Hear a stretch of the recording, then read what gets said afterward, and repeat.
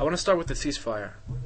Every time that Palestinian factions ask for a ceasefire, they do so from a point of weakness. Why does the government agree to the ceasefire? The ceasefire is between Israel and the Palestinian Authority in the Gaza Strip. But the person who spoke to the Prime Minister, the only person that the Prime Minister is willing to negotiate and to talk with, to have a dialogue with, is with Abu Mazen. When Mahmoud Abbas phoned the Prime Minister, he called and he said, all of the Palestinian factions have agreed to the ceasefire. We don't think of this as a perfect ceasefire, but we're willing to give it a chance. If the moderates see that it's worthwhile, and worthwhile at the end for the Palestinians is that they have quiet. Quiet and stability is something which is good both to Israel and to the Palestinians. Even if they're using that quiet to smuggle in, as we're hearing in Knesset security committees, to smuggle in longer-range missiles which can now reach Ashkelon, and even if they're using that quiet to gain more time and to regroup and construct command and control centers in Gaza. First of all, nobody said that it's a perfect ceasefire.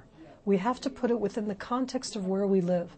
Let's see where the Palestinian voices are who say, we want the quiet. Stop firing the rockets out of our areas. We don't want the military of Israel to be back here because of the rockets. I'll put it in these terms. We're strong enough to allow ourselves to be, for a change, and I say for a change, we can actually be restrained because we're strong enough to start tomorrow morning to retaliate, to go after them.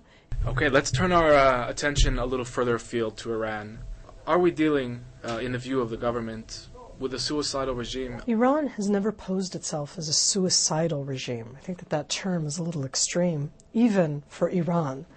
A number of academics and people who spent their entire life studying Iran think that there's a good chance that the president of Iran, Ahmadinejad, really believes that in order to bring about a sort of messianic apocalyptic situation, you have to sacrifice a good portion of your nation.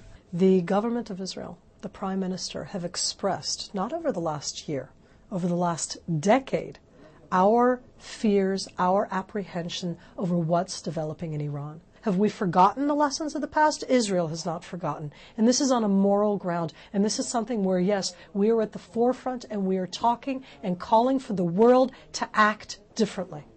When you have a sovereign country that calls for the annihilation of another country, and you have that same country stating clearly that they want nuclear weapons, you don't have to be a rocket scientist to put two and two together.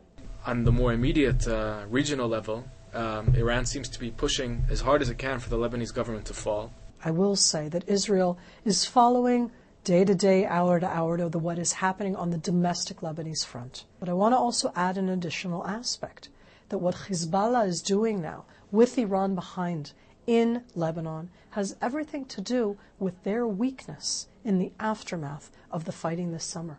If there is a drastic change in the Lebanese government, that would obviously contribute dramatically to the instability of the Middle East.